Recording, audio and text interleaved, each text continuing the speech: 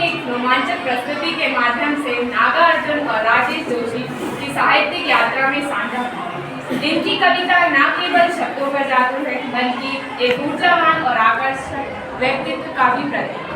अब हम तोशिका और ज्योति को बुलाएंगे जो आपको आगे की जानकारी देंगे। नागार्जुन जी का जन्म 30 जून 1911 ज्येष्ठ पूर्णिमा को मधुबनी जिले में हुआ था। यह उनका नंदीहाल था। उनका पैतृक गांव दरभंगा जिले की तरौनी में था। उनकी मृत्यु 5 जून 1998 में हुई थी। अब ज्योति आपको शिक्षा के बारे में बताइए। उनकी आरंभिक शिक्षा संस्कृत में हुई थी। उनका अध्ययन वे बनारस और कलकत्ता में हुआ। वे 1936 में श्रीलंका गए और बौद्ध धर्म का ज्ञान हुआ और 2 साल बाद 1938 में लौटे। नागार्जुन जी ने अनेक बार संपूर्ण भारत की यात्राएं की। नागार्जुन जी ने साहित्य में अपना अप्रतिम परिचय दिया, जैसे कविता, निबंध, उपन्यास आदि। अब आपको ऋषिता उनकी रचनाएं के बारे में बताइए। वैसे तो नागार्जुन जी नहीं रचनाएं थी, पर कुछ प्रमुख रचना मैं आपके सामने व्यक्त करूँगी।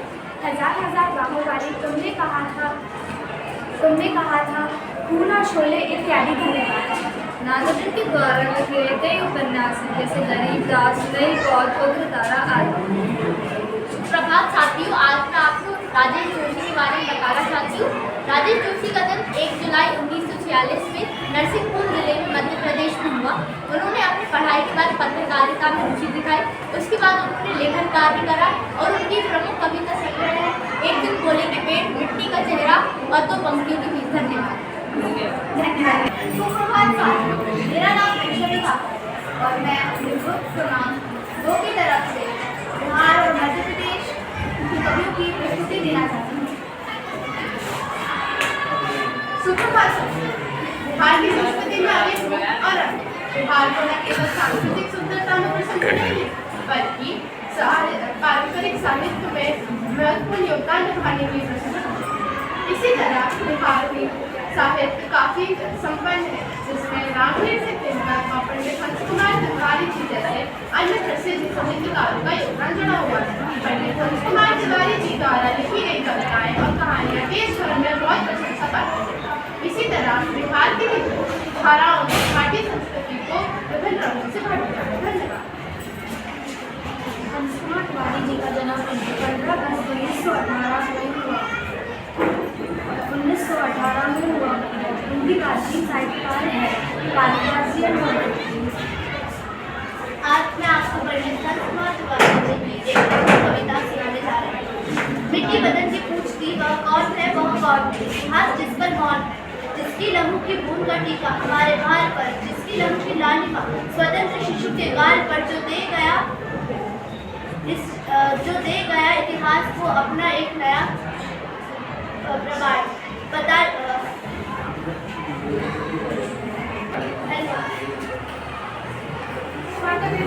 मेरा नाम आयशा है और मैं मध्य प्रदेश को प्रस्तुत करना चाहती हूँ। जैसा कि आप सब जानते हैं, मध्य प्रदेश भारत का एक राज्य है। इसकी राजधानी भोपाल है और इसकी स्थापना 1 नवंबर 1955 में हुई थी। मध्य प्रदेश में से कई साहित्यकार लिखे हैं, जिसमें से एक है सुभद्रा कुमारी चौहान। ये इनकी कई प्रसिद्ध रचनाएं रची गई हैं, जिनमें से एक कविता है और ऐसी आगे भी रचनाएं रची जाएंगी। धन्यवाद। सुभद्रा कुमारी चौहान का जन्म 16 अगस्त 1904 को इलाहाबाद के पास मुहारपुर में हुआ था। इनकी झांसी की रानी इनकी बहुचर्चित रचना है। धन्यवाद। सुभद्रा कुमारी चौहान जी की एक प्रमुख रचना यह भी वीरों का कैसा हो आ रही हिमाचल से है उनकी व्यवस्था पार प्राचीन पश्चिम मूल अवतार सब पूछ रहे दिग्गज वीरों का कैसा हो। प्रभात साथियों, हम ग्रुप क्रमांक 3 से यहाँ पर मध्य प्रदेश और बिहार के कुछ प्रमुख गद्य लेखकों के बारे में बात करने आए। पहले हम बिहार के बारे में बात करेंगे। तो बिहार के एक बहुत ही बड़े प्रमुख लेखक के बारे में हमारा मित्र आशुतोष आपको बताने जा रहा है। राम कोरी का जन्म 23 दिसंबर 1899 में हुआ था।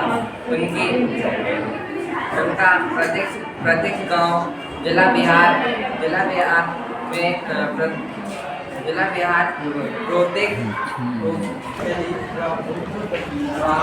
प्रभावशाली है और वह पक्के लेखक थे।